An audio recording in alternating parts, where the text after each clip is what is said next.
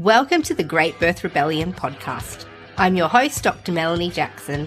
I'm a clinical and research midwife with my PhD, and each episode I cast a critical eye over current maternity care practice by grappling with research and historical knowledge to help you get the best out of your pregnancy, birth, and postpartum journey.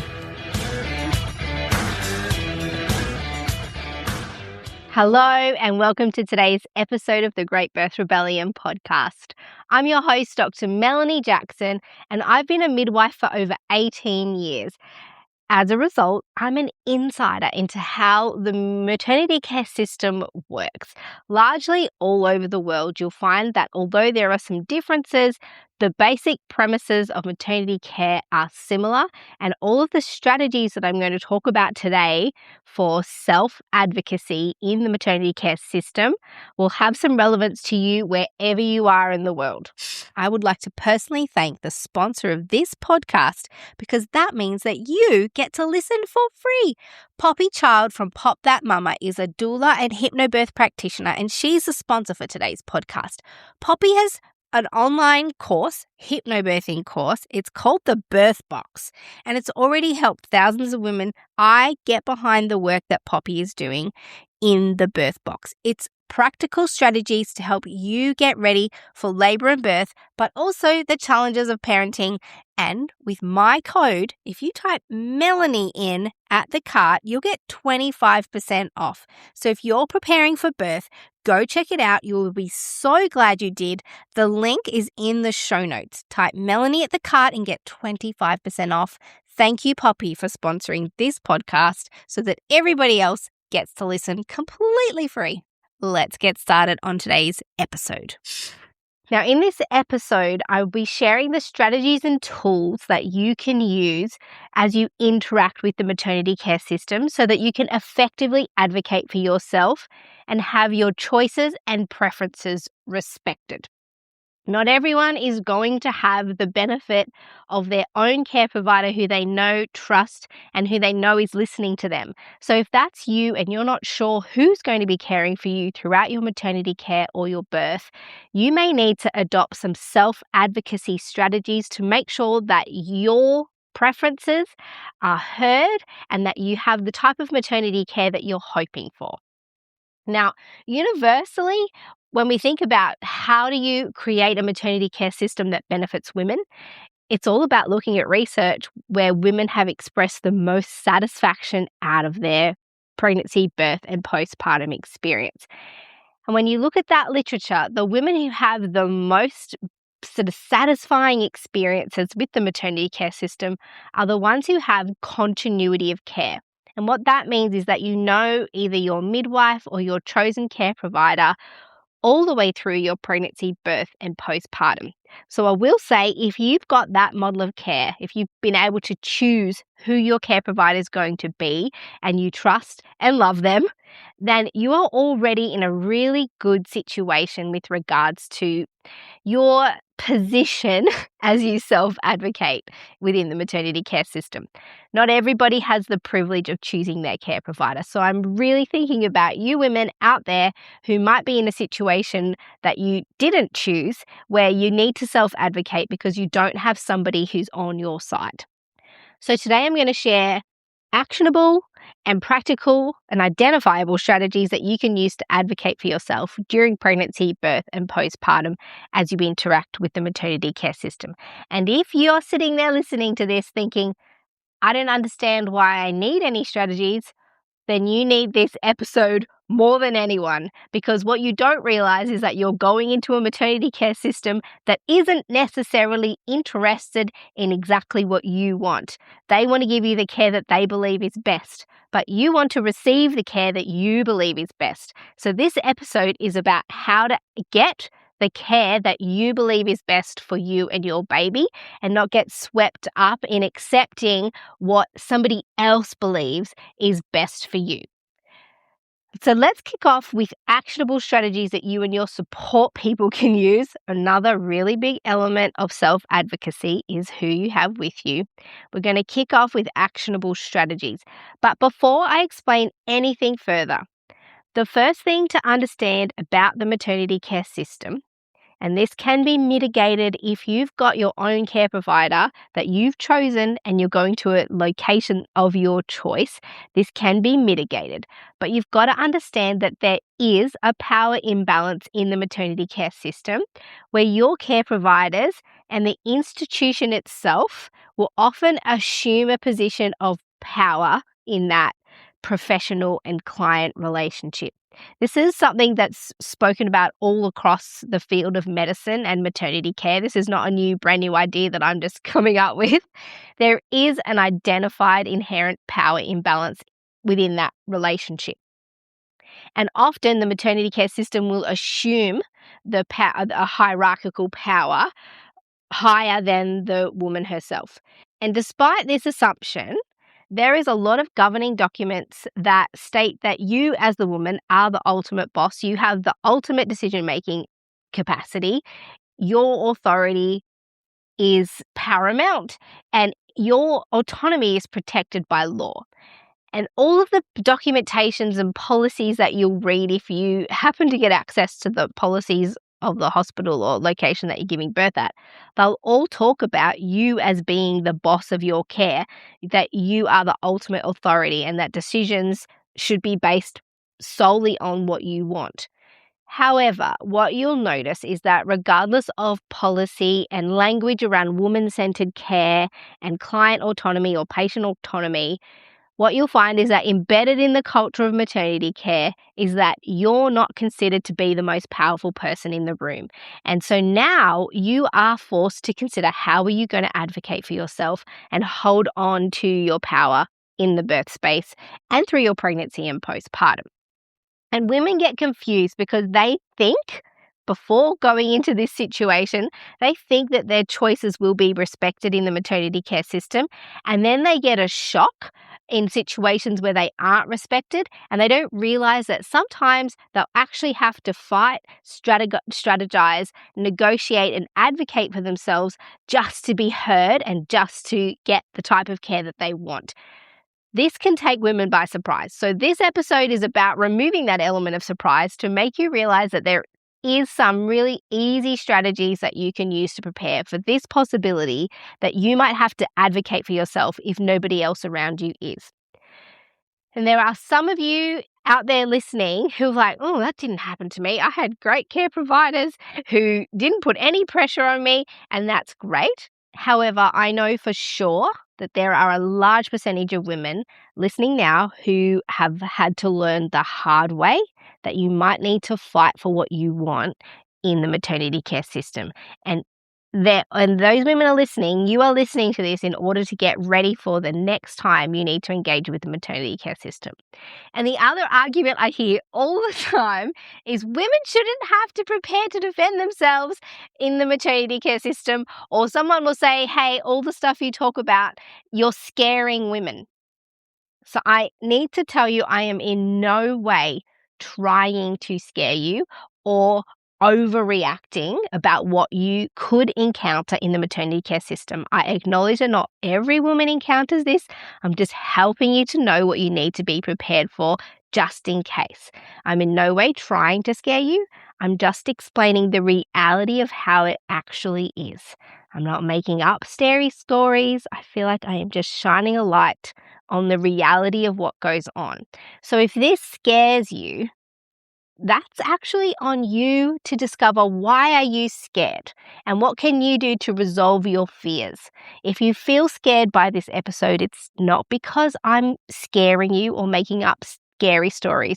It's because I've given you information that you find scary. So for many women, the realities of the maternity care system are scary. And today I'd like to share some ways that you can prepare yourself to not feel scared. And for you to be prepared, because potentially maybe you're scared because you don't know what to prepare for or what to expect. So this episode is all about preparation. This episode is for you if you're feeling frightened about what you're about to go into. So you can resolve your fears and concerns by getting ready with strategies, the ones that I'm going to speak to you about today. I sincerely hope that you do not need to use any of the strategies that I'm going to talk about today. I hope that when you talk during your pregnancy, birth, and postpartum, that your care team genuinely listens to you and does their absolute utmost to give you the type of care that you want to receive. But if you find yourself in a situation where there's a stalemate or a conflict, I'm hoping in this episode to give you the strategies that you'll need to navigate that so you're the one that comes out on top. You and your baby come out on top, not the interests of the system. So here we go. Point number 1. You need to own your role as the boss of your birth. What you need to realize is actually all of the legal structures that exist around you, all of the documents that exist around your care in the maternity care system, position you as the boss of your body and of your decisions. The problem is so many women assume that they don't have power in the maternity care system, and they don't realize they need to hold on to it because the inherent cultural structure within the maternity care system is designed to kind of siphon away your power and to subjugate you so that the clinicians hold the power and the institution hold the power. However, if you acknowledge and realize that you are the boss, your behavior within the maternity care system will instantly change because you're making the assumption of authority. You are the authority over your own body, your own baby, pregnancy, birth, and postpartum. No one can legally do anything to you without your consent. Even if you or your baby are in a situation where one of your decisions means that you or your baby could be seriously injured or disabled or die, you still have the right to make those decisions within the maternity care system. That is how far maternal autonomy goes in the legal structures around maternity care. You have a right to bodily autonomy, which is protected by law, and no one can do anything to you without your consent. Nonetheless, you will experience scenarios that feel as though you are trying to be coerced to make decisions that are not completely yours. And so in these scenarios, and it'll be a consistent theme throughout this whole episode, I suggest that you start to script sentences and write down possible phrases that you can use on repeat to make sure that your message is heard and that you keep reminding yourself that you are the boss in these scenarios. So certain strategies for reminding yourself of what authority and autonomy you have. You could say, and these are just ones that I've scripted. I would encourage you to script anything that feels right for you and how you would normally talk and how you would normally think. But for me, I've written down, my right to make decisions about my own care is protected by law. I am the boss of my body. Another one is this is something you could say to a care provider if it's feeling overbearing and you've exhausted your other strategies. This thing that you are doing now is coercive. You're trying to make me change my decision because I didn't choose what you think I should choose. Now, this really points out a clinician's behavior towards you. I hope you do not need to use that one, but it's entirely possible that you might need to. And again, another one that can be really straightforward. This interaction does not meet the legal standards for valid consent. And here's where I want to talk to you about valid consent, because the law says that nothing can be done to you without valid consent. And a valid consent is considered voluntary, informed, a specific agreement given by a person with legal capacity to make a decision. That's you. If you are well and you're not mentally impaired or anesthetized or unconscious, you are a person with legal capacity to make a decision, which must be current at the time the action is taken. Consent must be freely given without coercion and cover the specific procedure or treatment being performed. So the key elements of a valid consent are that you, the individual, has capacity, the ability to make the decisions, and most adults have that. That consent is voluntary, that the decision must be made freely without pressure or undue influence from professionals, friends, or family. Now, I'm just going to stop for a second on the voluntary part, because the real crux of a lot of the informed consent or consensual procedures in maternity care center around this freely given without pressure and voluntary consent and freely given without coercion. What you'll notice if you've ever been in the maternity care system, either as a care provider or as a woman, coercive tactics are embedded within the maternity care system. Even little things like, I hear it every day, if you don't have this test, we will not allow you to get in the water during your labour and birth. What you need to know as a woman is that that's coercive. They're trying to say, you must take this if you want this. They're using strategies to coerce you into making decisions that they think you should make.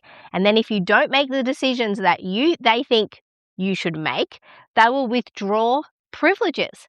Whereas in fact, if you're walking into a public hospital, you own that space. You're the woman with bodily autonomy. Your tax money has paid for this service to exist. The people who work in there are public servants, and their whole intention is to give you care that is both safe and appropriate for you. They cannot withdraw and withhold certain privileges from you because you are the boss in this scenario. Your right to bodily autonomy and to make decisions and to use the space however you want to use is embedded in law. But women don't realise this, and care providers may not even realise that their language is becoming coercive.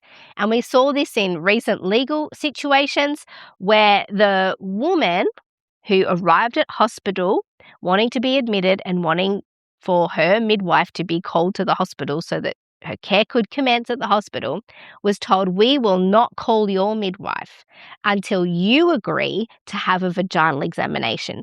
She did not want a vaginal examination, and care was literally withheld, including pain relief, until she agreed to a vaginal examination. This was taken all the way through court recently, and the finding found that the woman experienced assault as a result of that, an unwanted coerced vaginal examination, neglect because she wasn't given the care that she deserved. It was found in this case that her consent was not voluntary and that it was coerced. And this is not legal consent, and it's considered medical assault if somebody gives you a procedure you didn't want or the consent was invalid.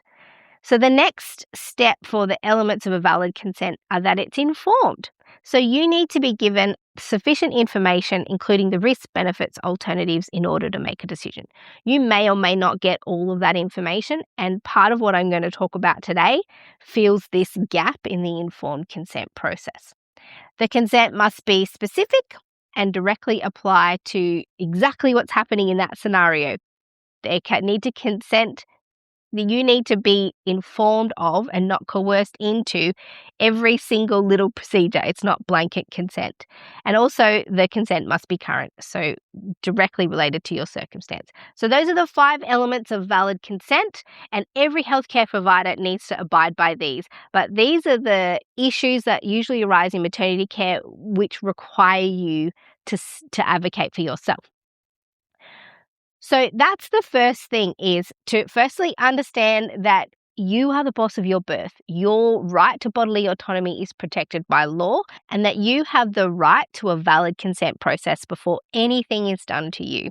And if that consent process involves coercion, and that consent is not freely given, it's considered a form of medical assault. And coercion is not acceptable in maternity care. However, it's rife. It happens all the time. So the next one that I want to talk to you about is about you inherently as a person in your personality.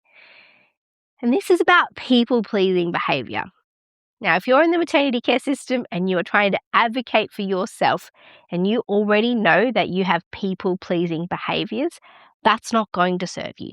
So my point 2 is that there is no room for people-pleasing in maternity care. So this is the time to recognize if that's you and to work through your personal people-pleasing behavior. Because a people pleaser, if you're not sure if this is you, a people pleaser is someone who acts out of the intention to satisfy and please others, often at the expense of themselves. And that's the biggest deal, is that it's often at your expense. People-pleasing behavior is characterized by the tendency to be unable to say no, and people pleasers often excessively apologize, when they do prioritize themselves or if they do something that they think will be uncomfortable to somebody else.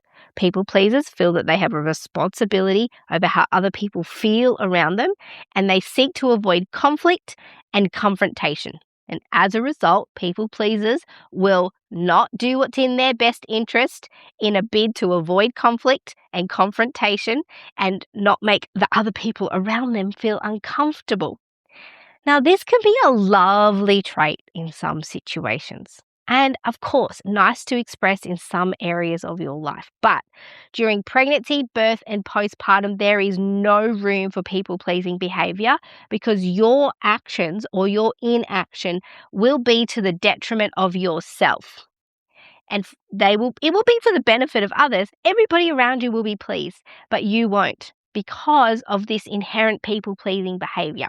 So now is the time to identify if you're a people pleaser and work out how to turn that off in the scenario of pregnancy, birth, and postpartum. Now, again, this is where some pre-written scripts and strategies can help you. If you struggle with simply saying no, and this is something that one woman explained to me how she overcame her people-pleasing behavior and trained her no muscles in her brain. She said, I used to just stand in front of the mirror and say no, or no thank you, or I don't want that. Practicing scripts where she is allowed to advocate for what she wants over doing what she thinks other people want her to do. And usually people-pleasing behavior is just a long-term habit or trait in you. And as a result, people who are people pleasers actually haven't built the skills for conflict resolution to say no or to stand up for themselves but these kinds of behaviors are learnt. You learn to advocate for yourself. But if you've traditionally not done that, you need to practice so that in the situation, in pregnancy, birth, and postpartum, when you're required to advocate for yourself, you actually have some of those skills. As I'm saying this, I'm realizing that I am absolutely not a people pleaser. And so I apologize to the people pleasers who are listening to this if I'm being completely insensitive. But my muscles for self-advocacy and saying no and not taking responsibility for other people's feelings are quite strong and robust, which I guess is what often gets me in trouble. But if you've identified yourself as a people pleaser, you might have trouble advocating for yourself in the maternity care system. So now's the time to identify that and start building some strategies for how to advocate for yourself. And here I'm going to recommend again that you come up with some sentences that you can practice and repeat and build that muscle in your brain. A few that I've just built out here that you could adopt if you wanted to or come up with your own is try a few that are specific to your circumstances. So one sentence could be, no, I don't want whatever it is. I'm planning to do, fill in the gap. Instead, can you please help me arrange that? Or the next phrase, I would like some time to think about that. Let's talk about it in my next appointment. Another phrase, before I choose, I need more information. Where can I go to find more information? A simple phrase, no, I'm not interested in that. If we're going to get a little bit more forceful, please don't ask me again. I've already given you my answer. Next phrase, thank you for that information. I'm going to need 20 minutes to think about that. I'll let you know when I've made a decision. So these are all phrases that you can write down, practice on repeat so that if you ever need to advocate for yourself, you can have a selection of scripted responses that might feel easier to deliver than just panicking and freezing and accepting whatever's offered to you. All right, the next thing that I'm going to suggest when you're advocating for yourself within the maternity care system is think about why you're making certain decisions and don't make decisions in order to solve the problems of the maternity care system. And I'm going to explain this. We know that there are inherent issues within the maternity care system, issues that we didn't cause, that the staff in the hospital didn't cause. However, women are often held responsible for solving these problems, which takes the problem out of the hands of the hospital and keeps placing it on women. And this can go hand in hand with some of the people-pleasing behaviour that we just spoke about, but it's a little bit more complex. The truth is that the maternity care system has limitations on resources, including time and staffing and space and beds, and some of the decisions that are made around your pregnancy, birth and postpartum are not necessarily in the interest of yours or your baby's needs. They are simply a response to these understandable limitations of the hospital or institution. But unfortunately, you're the one who's going to be disadvantaged. And it's the women who advocate for themselves who are going to be least likely to be disadvantaged by the limitations that are inherent in the maternity care system. So you may be in a circumstance where you'll be asked to comply in a particular scenario because it solves a problem for the hospital, even if it's not in your best interest. And I want to give you a real life example of where I saw this playing out in my own clinical practice. It was a long time ago, but I had a client who was pregnant with twins and she was getting frequent and repetitive ultrasounds for the size. There was concern for the size of one of the babies, which seemed to be growing less and progressively less and was smaller than the other twin. It came to a point where the suggestion was made that she should have a cesarean section to give birth to the babies because they felt that the discordance in weight was becoming too severe. The woman wasn't completely convinced that she needed to have the cesarean section, but with the information that she had, she decided she would have the cesarean section. Now, because it was a planned cesarean, we were told that all the planned cesareans in that hospital, there was a nominated midwife who was there to make sure that the women could keep their babies with them. From the cesarean section, they would go skin to skin. They would travel together to the recovery ward. The midwife would stay with them there so that the mum could have uninterrupted skin to skin with her babies. There would be no separation. And then they would go to the postnatal ward when she was ready. This was great news to my client because this was something she really, really wanted. And then on arrival, when we came for the cesarean, we were told actually they were short-staffed that day and that they had to deploy the skin-to-skin midwife back to birth unit because they just were limited on staff. And then everybody left the room. And my client said to me, I want to keep the babies with me, skin to skin. She said, what should I do? And I said to her, today, you are not going to solve the problem of the hospital. It's their problem that they are understaffed. And again, it's unfortunate. Of course, there are limited resources, but why should this woman be the one who has to bear the brunt of the consequences of the hospital's lack of resources? She was told there would be one there. And because the hospital has limitations and their own problems, this woman was going to suffer. She wasn't going to get what she wanted. The hospital was going to get what they needed. They were going to deploy the midwife back to birth unit to solve their staffing issue. And I said to her, today, you are not going to solve the hospital's problem. They have to solve the problem themselves. So I suggested if she wanted to keep her babies with her, that was absolutely her right to do so. And that if she didn't want to hand the babies back over after they were put skin to skin in theatres, that it's well within her rights to hold on to her babies.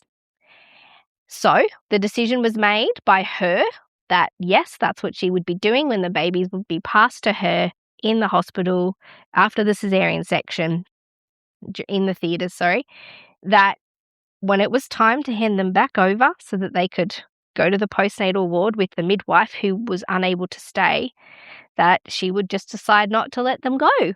And I watched her advocate for herself in that scenario, and it played out just as I thought. The midwife said, I need to go now. I'm going to take your babies with me, because this midwife was responsible for care of the babies. And the woman said, no, I want to keep the babies with me and I'm not going to let them go. And the midwife kept trying to put the problem back on the woman. She was saying, I need to go. I need to go back to the ward. And the truth is that was the midwife's problem. It's not the problem of the woman. And so that midwife had to call birth unit and say to the birth unit, hey, I can't go because the woman wants to keep her baby, which is completely fair enough. The women should be allowed to keep their babies, in this scenario, 2 babies. And so the hospital had no choice but to solve that problem themselves. So the midwife stayed with us. The birth unit felt the impact of one less staff member. But guess what happens when that happens? When the hospital feels the consequences of their lack of staffing. And it's not, anyway, I'm not going to get into the details of resourcing hospitals, but they had to solve that problem because the woman refused to solve the systematic problem of low staff levels. All I'm saying is, don't solve the problems that if they're caused by something else. So another example that women encounter, for example, they want to have a water birth when they get to hospital. When they arrive and they say, well, your midwife who's caring for you doesn't have their water birth qualifications. Okay, well, that's the hospital's problem. And a phrase that you could say is, well, I intend on having a water birth. Can you find me a midwife who's capable of assisting with that? Let them find that solution. You don't have to adapt. You are the boss of your birth. And I've had people, when I say these kinds of things, they're really upset. They're like, that's not fair to the hospital system. Well, guess what? The hospital system is there to serve you as a woman and try and meet your needs. If they don't have the capacity for that, that's not your problem. That's their problem. That's a skill issue. That's a staffing issue. That's a funding issue. That is not a problem for the woman to solve. So have a think. Why am I not being granted access to the thing that I'm asking for? Is it because the hospital's asking me to solve their problem? And so then you can start making decisions about if you're going to stand your ground and prioritize your needs or adapt to the needs of the maternity care system.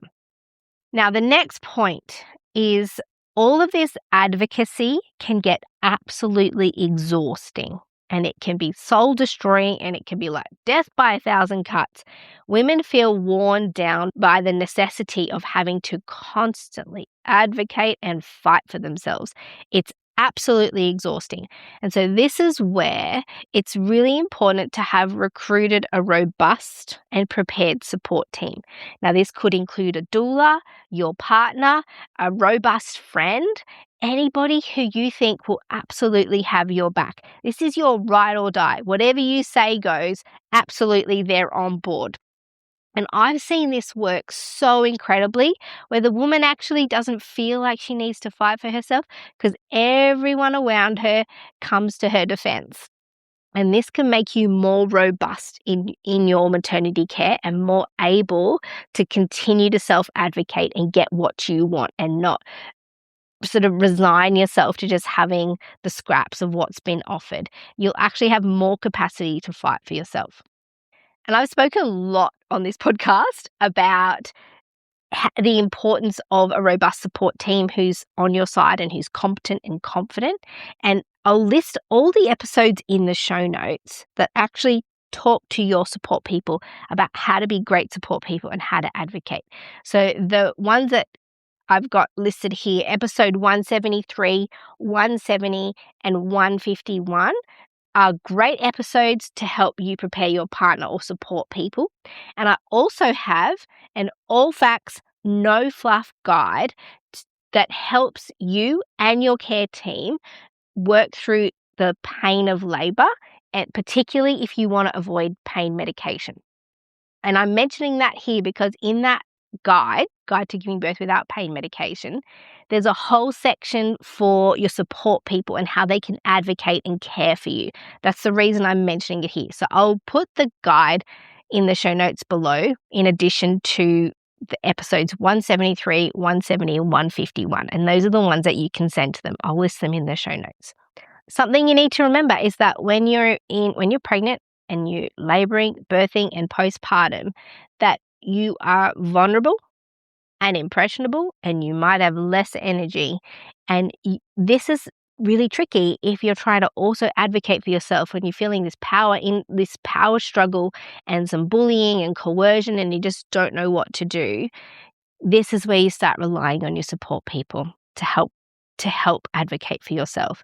And again, you can come up with some scripts that help communicate this to your support people and also your care providers. And they can be really strong words. I'm feeling exhausted with having to fight to get you to listen to what I am trying to say. You could just tell them how tired and exhausted you are with this conversation. I am absolutely exhausted with having to fight for my own autonomy right now. Just come up with some scripts that convey that you've had enough. The scripts are your friend. Okay, the next strategy that takes a little bit more planning and preparation and that hopefully you would get to do before you're even that far in that you're actually giving birth is to choose care providers that you feel comfortable with and that you trust. This can eliminate a lot of the power struggles and the issues that even arise. You might not even need to feel like you need to advocate for yourself because maybe your care provider just provides respectful care and listens to you and you don't have to fight for what you want. But that all revolves around you making early decisions and accessing services where you are going to receive more respectful maternity care and be less likely to be coerced and having to fight for what you want. So choosing people that you feel comfortable to have conversations with, who you trust, who you feel comfortable saying no to, and who you feel like they will listen. This way you'll find it easier to advocate for yourself because there'll be less fighting and less conflict. And the most likely place that you're going to find this is with continuity of care, which is what I mentioned earlier in the episode. All right, we're going to move on to the next strategy. The next one is don't ask for permission. Remember, this comes back to remembering that you are the boss. Tell them how it's going to be. Don't ask them what you can have. So instead of, can I get into the bath now? The phrase is, I'm getting into the bath. Or, please fill up the bath. I plan to get in. It's not, can I use the bath? I'm planning on using the bath. Make that happen. As my dear friend Kirsten Small says, you don't need anyone's permission to use your own vagina. Let them know what you're planning and ask them how they plan to facilitate that. Now I'm going to repeat that again. Now this is a phrase from Dr. Kirsten Small, previous obstetrician, and she says you do not need anyone's permission to use your own vagina. Tell them what you are planning and ask them how they are going to facilitate that. All right, that is don't ask for permission. Just tell them what you're going to do and ask them, how are you going to help me get this? And as I've been talking the whole way through, the next strategy is to write and practice scripts for both you and your support people. What are some clear phrases that you can prepare and use and practice that will help you to advocate in scenarios where you maybe don't know what to do? You can go back to your script, choose the right phrase, and go ahead with using that one. The next thing you can do, and you're already on track to do this, is you're listening to the Great Birth Rebellion podcast, and that is about becoming highly informed and educated so that you're prepared to self-advocate. One of the elements of consent is that you are informed, because information means you've got everything, all the information that you need in order to make an informed decision and consent to the things that you want and don't want. The problem is it may be that your healthcare provider is gatekeeping some information and that they're only giving you information that they want you to have so that you make the choices that they believe you should make. Or they're giving you information that restricts itself to what they can offer you. They're not offering you everything on the menu. They're only offering you the certain things that either they want you to have or that they can personally offer you. But that's not all the information. That's gatekeeping information. And so you may need to take responsibility for gathering knowledge and information ahead of time so that if you're in a scenario where you have to make a decision, where there's a fork in the road and you think, do I do this or I do that? If you've already put the time and energy and taken the initiative to become educated and informed yourself, these decisions become easier and clearer, and you're not relying on external people every time, particularly if you don't necessarily trust them. You're not relying on them to give you all of the information. You're actually taking some responsibility over doing what you can to collect information that will help you make decisions as you go through your care. So that's the point of taking responsibility to become informed. And again, lots of people say, oh, that's not fair to make women do that. I agree, it's not fair, but we're in a scenario where the maternity care system may not have your best interests at heart and you have to self advocate. And part of that is to be informed. So if you want to be able to consciously and successfully advocate for yourself, you need to take responsibility for gathering the information. And you're in the right place. If you are binge listening to the Great Birth Rebellion podcast, it is a great start into your journey of being informed. Now, the next way to advocate for yourself, for self-advocacy in the maternity care system, ask questions. So if somebody comes in and say, hey, we want to do this, or we think you need this, go, okay, now it is an information-seeking exercise. Ask every single question you have. And if you're not satisfied with the answers, ask another question. If you still don't have all the information, ask another question.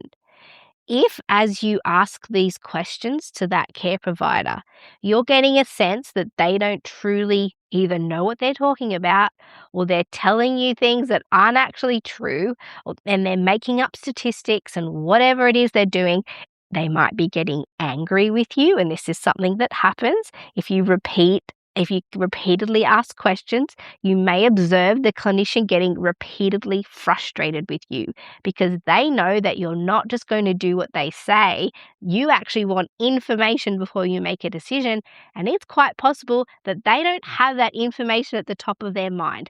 They may, and I hope they do, but my suggestion would be to ask all the questions that you need in order to gather the information that you require to make an informed decision. If that clinician can't give you those answers, it's okay to say something like, it seems like you don't have the answers to the questions that I have. Can you find me somebody else who might be able to answer my questions? It doesn't have to be confrontational. It doesn't have to be aggressive. It's, I need more information. Can you please find me somebody who can give me that information? And if they're giving you information that is of interest, say they're quoting some stats to you, or they're giving you some information that you think, oh, I'd like to know the source of that. Ask them, can you give me that research paper that you're referring to? Can you show me that policy that you're referring to? That's an interesting statistic. I'd be interested to know where that came from. And so you just keep asking questions until you have all the information that you need to make the decision that feels right to you. But please know that not all care providers will have the answer. And so you need to keep probing and asking, please, can you find somebody who can answer my questions? All right. This kind of might go without saying, but I would suggest going above and beyond to be as polite and unemotional as possible as you encounter these interactions. And this politeness is going to make sure that the interactions don't escalate, that emotions don't come out, bubble over, and you can offer sentences. Now, here is a psychological strategy. And again, I've gotten in trouble for recommending psychological strategies. Lots of cranky people emailing me saying, you can't suggest that. Yes, I can, because it works. Okay. So when you're phrasing your sentences, there is a psychological hook in people's brain. When they hear the word yes, they become calmer and more satisfied. When they hear the word no, that immediately puts them puts a guard up. So when you're responding or having conversations, it's okay to start the sentence with yes. For example, yes, I'll think about that and let you know in a few hours.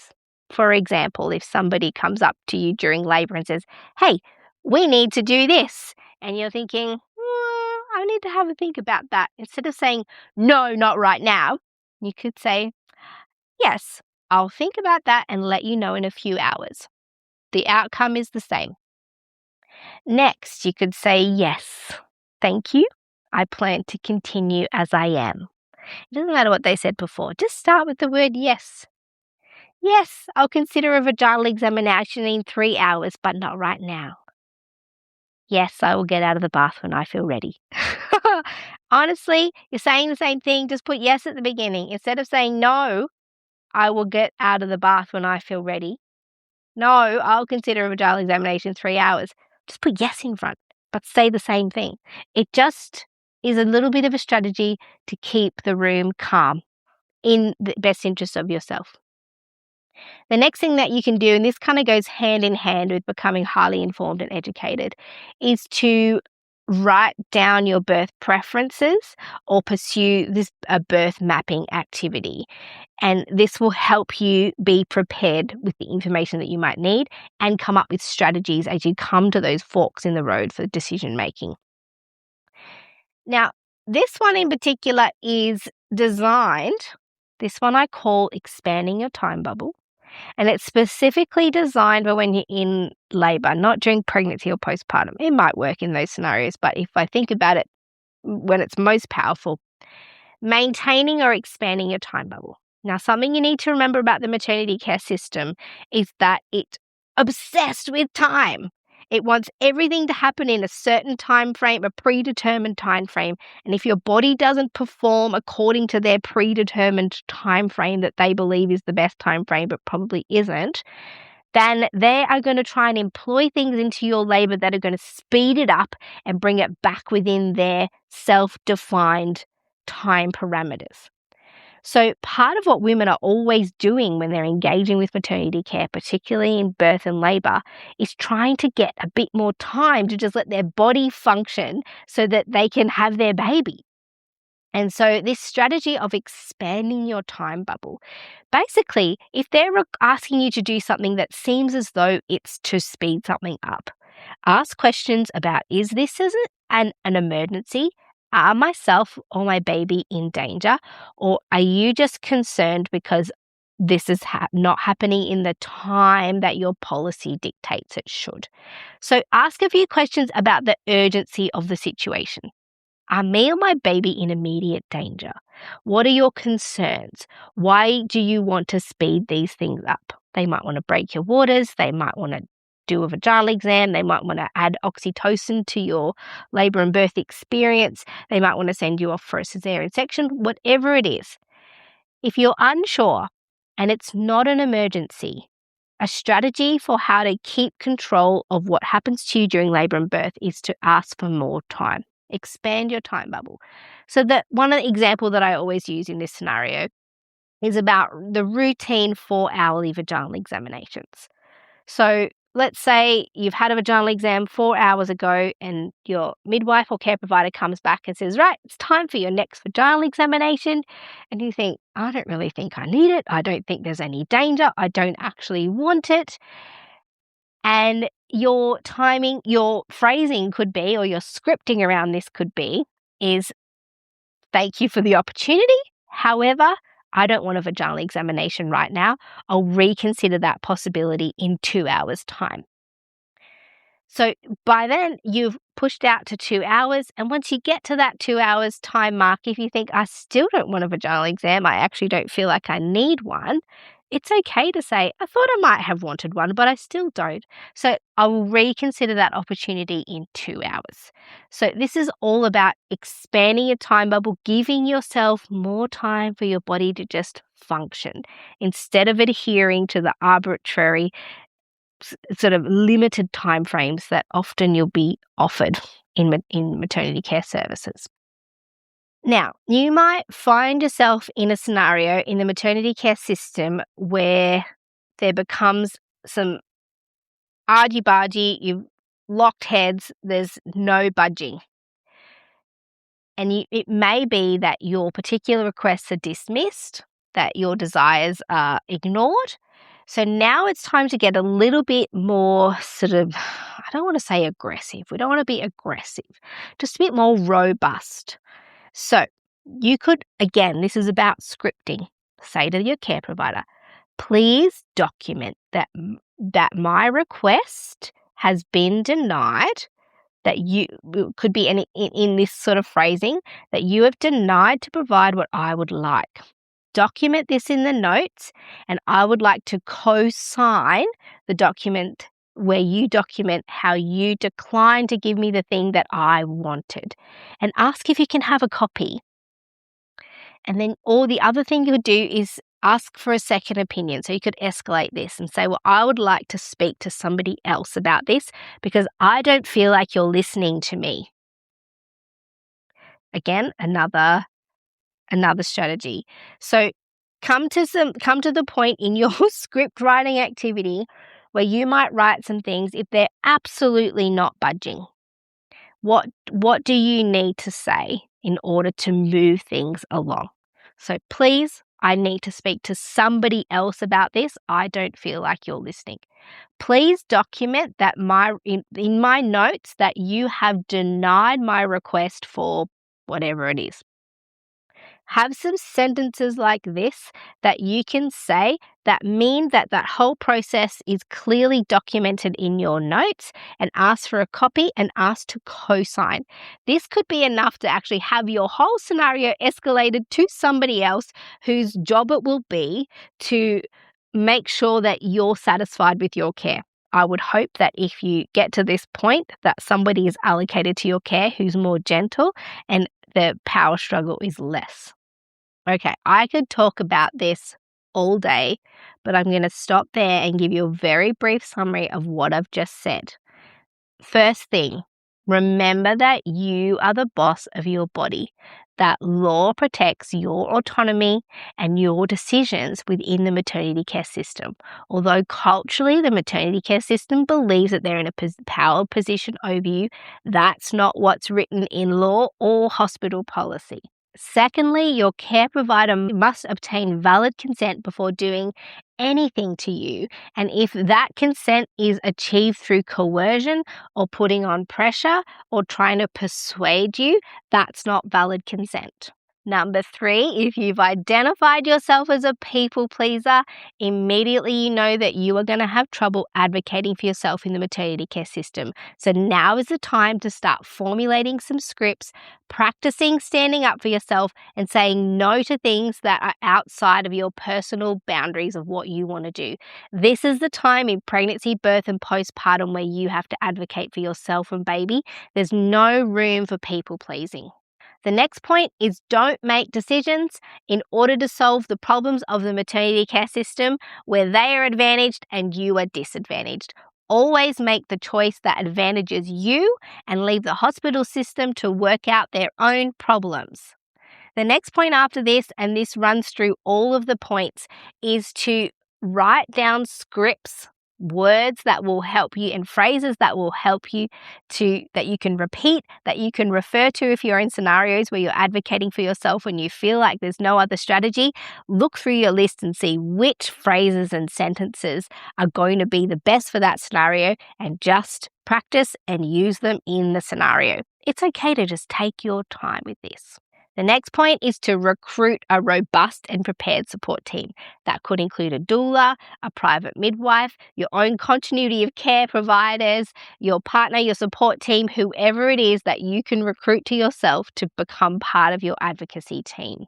That goes hand in hand with choosing care providers that you feel comfortable with and that you trust, and preferably who can care for you for your pregnancy, birth, and postpartum. The next point is don't ask for permission. You are the boss. Just tell them what you plan to do and ask them how they're going to serve you. The next point is to become highly informed and educated so that when you come to decision points where there's a fork in the road and you have to choose one or the other, you feel confident because you've got all the information that you need. This goes hand in hand with asking your care provider as many questions as you need to get the information that you need. In the scenario where your care provider is unwilling or unable to fully answer your questions, ask them to give you a care provider who can fully answer your questions. Again, be polite and offer the yes in front of sentences that explain what the plan is. Yes, I'll think about that and let you know in a few hours. There was the strategy of expanding your time bubble, the strategy of just asking for some more time. I need some more time to think about that. I'll let you know in whatever time you decide. And if all of those things don't work for you to finally feel heard and to get the thing that you're advocating for, It's okay to escalate this and ask your care provider to please document that my request has been denied, and ask to co-sign documents and escalate for a second opinion if at all you can. If you're having a lot of trouble with your care team or the facility that you're at, it's okay to also opt out of that scenario and leave. I realize that that is not possible for everybody because resources and birth locations are scarce. It's a privileged position if you can change care providers midway through your pregnancy. But if at all possible, if you have doubts, it is okay to do that.